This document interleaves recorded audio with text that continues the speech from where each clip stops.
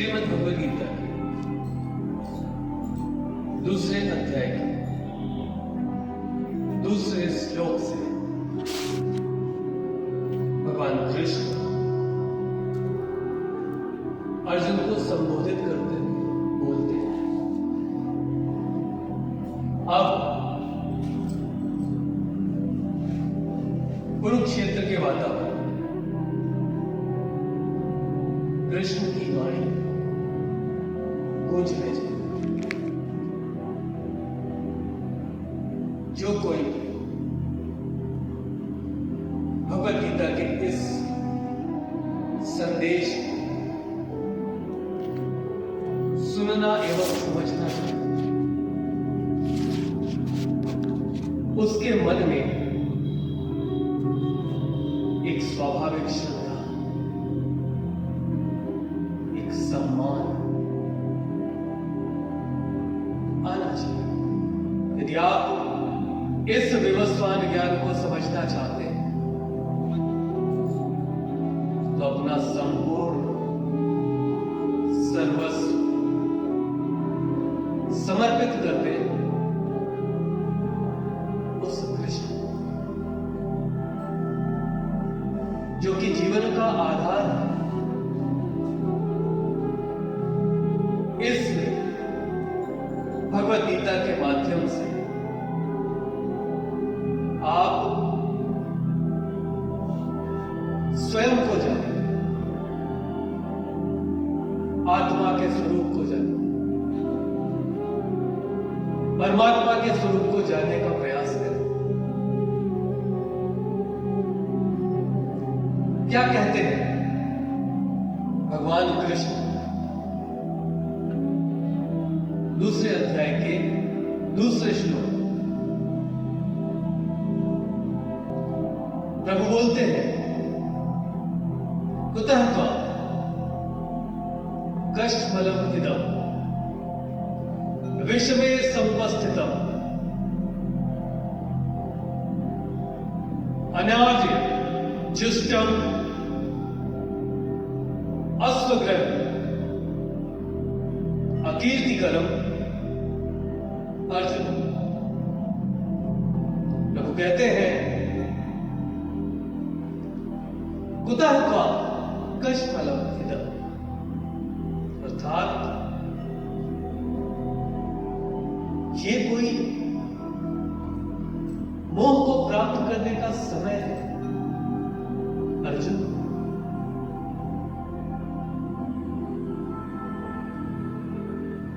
ये जन्म हुआ किस अर्थ का हो, समझो जिसमें यह व्यर्थ हो। किस कारण इस धरा में संपूर्ण वर्चस्व लेकर तुम एक जीव के रूप में उपस्थित हो, जब आज धर्म के आधार पर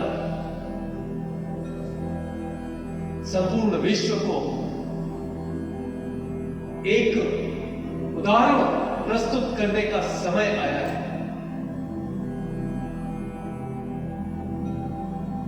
तो तुम किस प्रकार का व्यवहार प्रदर्शित करते हैं? कुतः त्वं कष्टफलम् इदम्, ये जो तुम्हारा व्यवहार है, तुम्हारे हाथ से गांडीव छूट रहा है, तुम अचेत हो रहे, मोह को प्राप्त हो रहे, क्यों? ये समय है क्या ये प्रदर्शित करने का? युद्ध करने तुम नहीं आए, धर्म युद्ध चाहता है, धर्म अपना भाग चाहता है, और तुम्हें ऐसा लगता है कि तुम अपने स्वजनों से युद्ध करने को प्रस्तुत हो। ये किस प्रकार का मोह है, ये किस प्रकार की अज्ञानता है?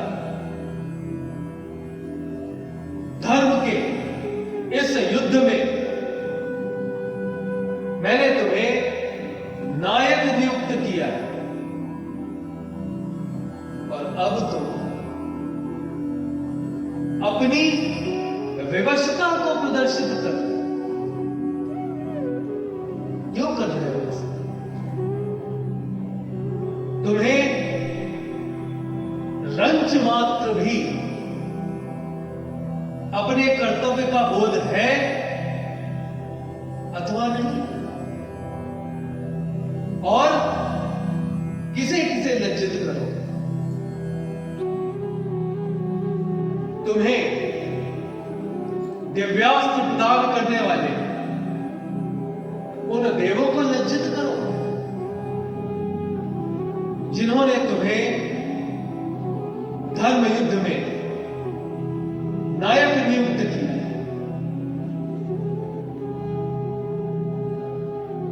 पाशुपत अस्त्र प्रदान करने वाले उस महारुद्र को लज्जित करो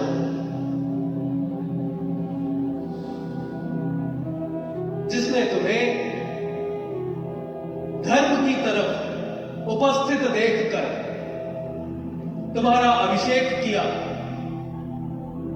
युद्ध में विजय को प्राप्त करो। और आज तुम इस गांडीव को धरा पर रख रहे मोह को प्राप्त हो। कुतः त्वा कष्टमलम इदम्, कैसा व्यवहार प्रदर्शन? तुम्हें लगता है कि तुम वीरोचित आचरण कर रहे हो और युद्ध स्वजनों के साथ जो तुम सोच रहे हो, क्या तुम्हारे स्वजन भी यही सोच रहे हैं? यदि स्वजन भी तुम्हें स्वजन समझकर धार्मिक आचरण कर रहे होते तो कुरुक्षेत्र की ये भूमि रणभूमि न बनकर स्वजनों की रंगभूमि बनी।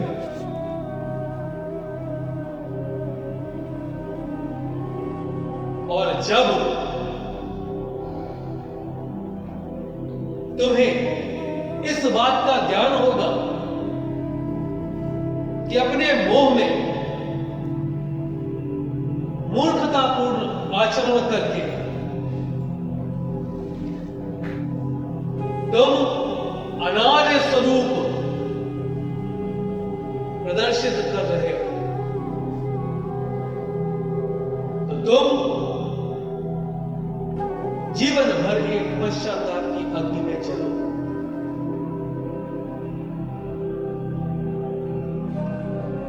तुम युद्ध करने क्यों आए? जिससे धन की स्थापना हो सके। तुम युद्ध से भागना क्यों चाहते हो? जिससे धर्म किया जा सके। क्या तुम्हारे युद्ध छोड़ देने से धर्म की स्थापना हो जाएगी? ये तुम्हारे स्वजन तुम्हें तुम्हारा अधिकार प्रदान कर देंगे? यदि ऐसा करे तो निश्चित ही तुम अपने अभिमान को त्याग दो और युद्ध से विमुख हो जाओ।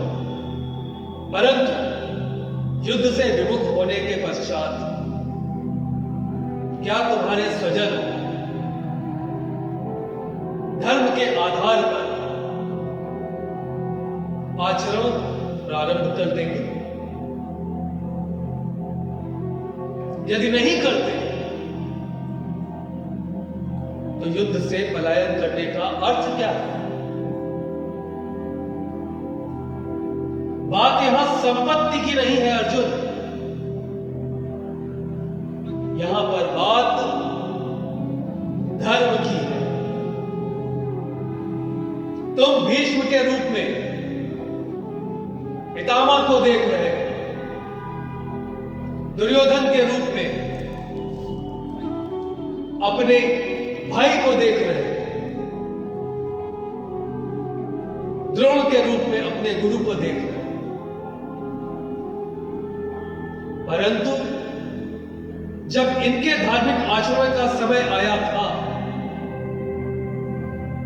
तब क्या इनमें से कोई भी धर्म की धुरी धारण करने में सक्षम हुआ था? यदि नहीं, तो इन्हें धार्मिक शिक्षा देने का समय आ गया है।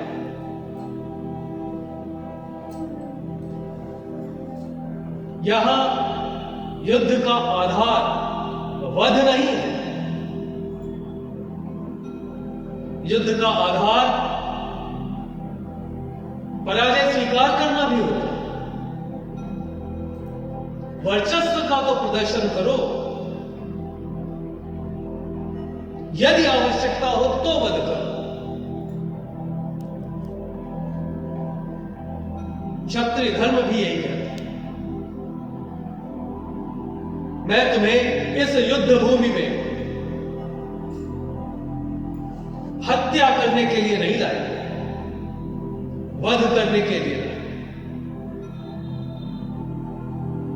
जो भी अधर्म का आचरण कर रहा है, उसे उचित शिक्षा प्राप्त होनी चाहिए। मैं तुम्हें यहां षड्यंत्र करने के लिए नहीं लाया, मैं तुम्हें यहां इस कारण से लाया हूं कि धार्मिक आचरण करते हुए या तो धर्म की स्थापना करो या वीर गति को प्राप्त हो।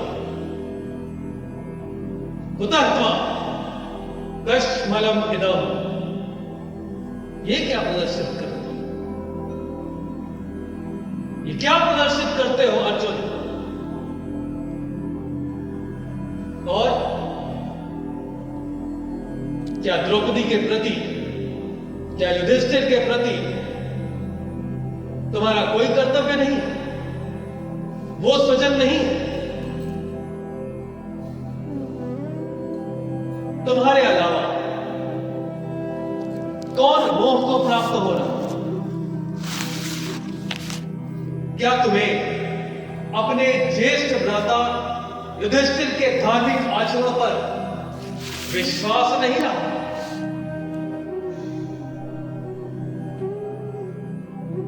धर्मपुत्र कहलाने वाला, धर्मराज कहलाने वाला युधिष्ठिर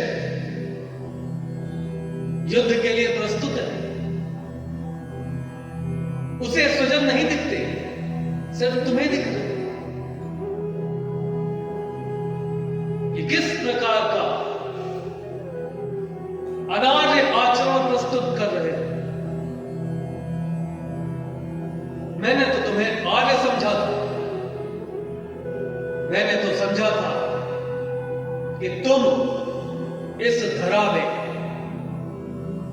सद्गुणों को एकत्रित करके अपने और अपने समाज की सक्षमता को विस्तृत करोगे।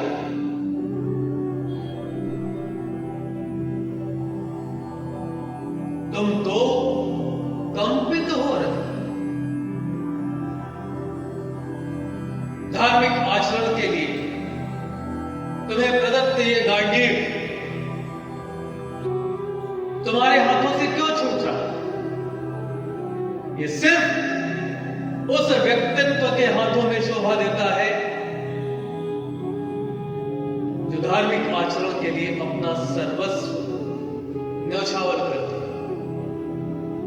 ये तुम्हारे हाथ से इस कारण छूट रहा है क्योंकि तुम्हारे हाथों से धर्म छूट रहा है। चेतना में आओ अर्जुन, धर्म का आलिंगन करो। धर्म का, क्षत्रिय धर्म का आलिंगन करो और अधर्मियों को, विधर्मियों को ललकार दो,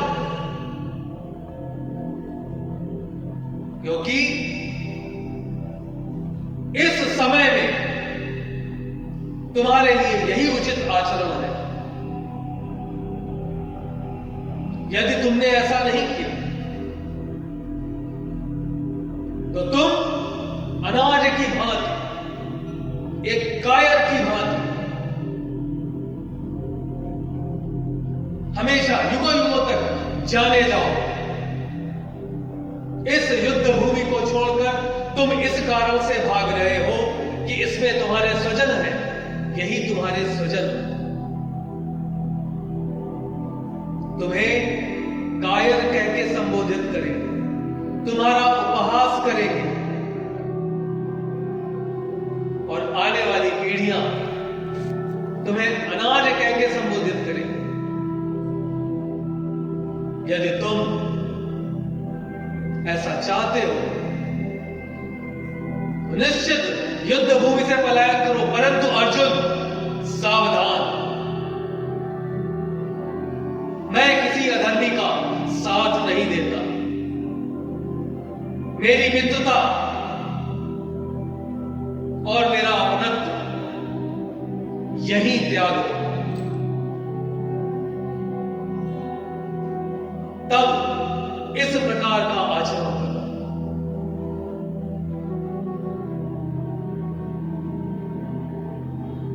मैंने तुम्हें युद्ध भूमि में, इस कवच में एक ऐसे नायक को देखा है